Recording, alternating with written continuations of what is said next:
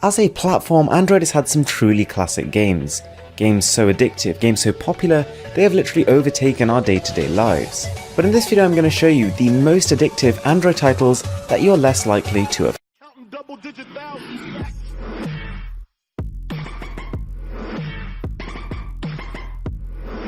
The first game on the list is Stick Cliff Diving. Far from the most feature-rich, polished, or even graphically impressive title, but you will forget all of that when you download it. It is a complete joy to play.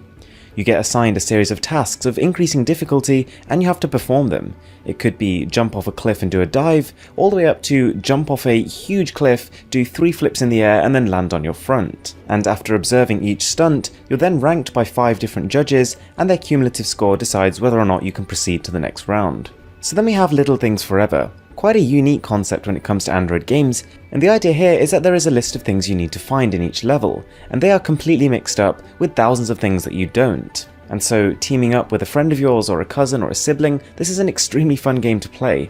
As you sort of scour the level trying to complete it as quickly as possible, you'll realise about 10 minutes into the game that you're nowhere near as good at it as you thought you would be, and that's where the hints come in.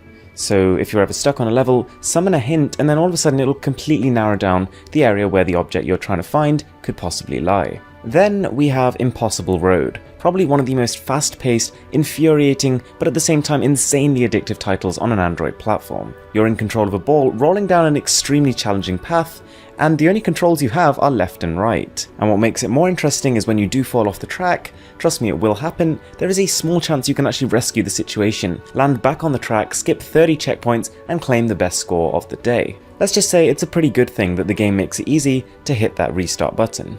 So then we have a game that has been out for quite a while on the platform, but I'm surprised I haven't seen more people playing it. This is Minigore Zombies. It combines RPG elements with a kind of top-down shooting kind of action, and it works really well. You face wave after wave of a diverse set of enemies, including some pretty frequent boss battles across a wide variety of locales, and it is incredibly easy to get swarmed. The secrets to success are constantly staying on your feet, constantly carrying the best weapon, and keeping up to date on your upgrades. Now, another almost entire genre of games that I think a lot of people are missing out on are the evolution games.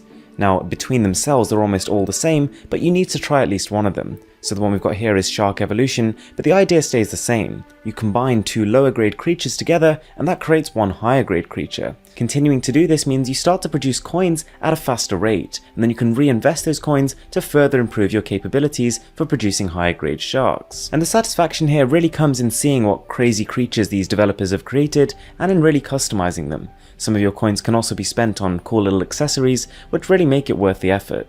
So on the subject of sharks, there is the Hungry Shark series of games. Again, if you've missed it out, complete nightmare, you need to start now. And if you are going to give Hungry Shark a go, start with Hungry Shark World, that is their latest and greatest edition. So the core concept has stayed the same. You're a shark, you're exploring the undersea world, which is beautiful by the way, but you're dying. You're dying because you need to eat and you need to eat fast. So you have to constantly munch on creatures, gaining combos, gaining extra coins, discovering hidden treasures while you're at it, and there is always that next thing you want to grind for in this game.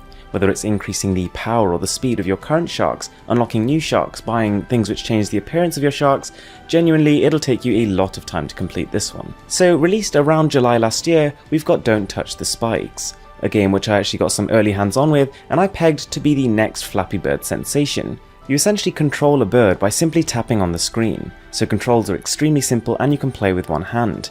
And you're constantly faced with a bit of a dilemma. You want to collect new candies so you can unlock new upgrades and new birds, but at the same time you don't want to be impaled on a spike. And it's always interesting watching people play the game.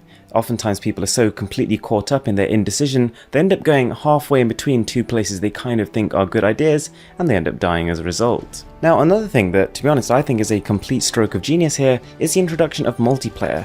2 people playing against each other on the same device.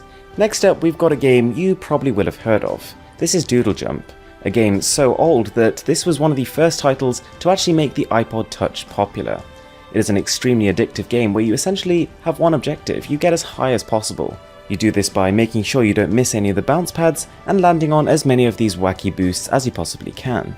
And as you may be able to tell, this game has had a huge number of upgrades since its original launch. There's a pretty wide variety of seasonal themes now which genuinely do affect the way the game plays out, and they've also introduced some sort of vague mission structure. So guys, I really hope you enjoyed those games, and if you did, I've got tons more content like this on my channel, so do check it out.